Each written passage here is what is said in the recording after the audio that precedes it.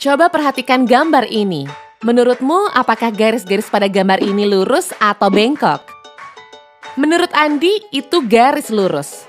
Tapi teman-temannya yakin kalau garis itu bengkok. Karena semua teman-temannya mengatakan bengkok, Andi jadi ragu dengan jawabannya. Dan akhirnya, Andi mengubah pendapatnya agar sesuai dengan pendapat mayoritas. Mari kita cek bersama. Ternyata garis ini lurus. Karena ilusi optik, garis ini terlihat bengkok. Jawaban Andi sebetulnya sudah benar. Tapi mengapa dia jadi ragu? Inilah yang disebut groupthink atau bandwagon fallacy. Sebuah bentuk kesalahan berpikir, logical fallacy, di mana kita mendasarkan kebenaran pada arus mayoritas. Kita menganggap kalau pendapat mayoritas itu nggak mungkin salah. Dari hasil FGD Peacegen, ternyata rata-rata siswa hari ini percaya suatu informasi kalau informasi itu viral, banyak dibicarakan orang.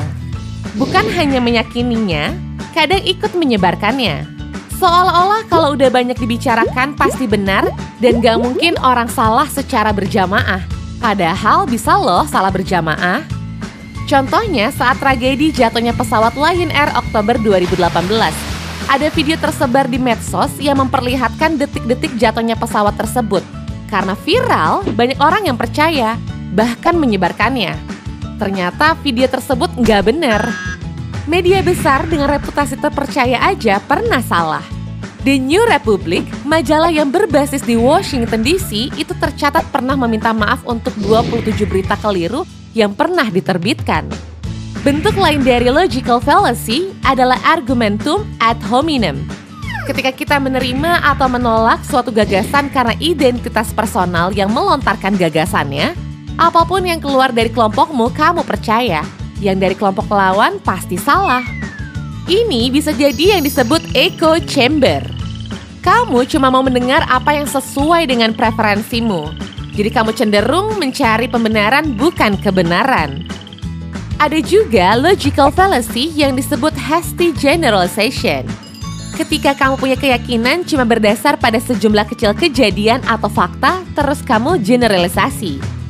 Contohnya, kamu pernah punya pengalaman dimarahi sama orang Sunda. Setelah kejadian itu, kamu menganggap semua orang Sunda pemarah. Sikap overgeneralization ini yang jadi benih prasangka. Prasangka kalau dalam bahasa Inggris prejudice. Berasal dari sebelum, judge, menghakimi. Jadi, kamu menghakimi sebelum mendapat informasi utuh. Prasangka juga singkatan dari pikiran, saya, ngaco, kabur alias nggak jelas sumbernya. Disinformasi itu bisa menyebabkan disintegrasi. Prasangka itu bisa membawa bencana. Misalnya, pada 2017 di Kalimantan Barat, waktu ramai isu penculikan anak, seorang pria berumur 53 tahun dituduh sebagai penculik. Tanpa berusaha mencari info lebih lanjut, warga langsung mengeroyoki pria itu hingga tewas. Padahal pria itu hendak menjenguk cucunya yang baru lahir. Buah dari disinformasi dan prasangka ini, pria tidak bersalah itu pun akhirnya tidak sempat melihat cucunya untuk kali pertama.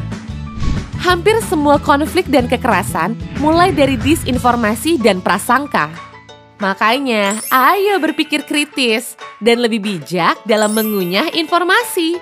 Karena ini masalah hidup dan mati.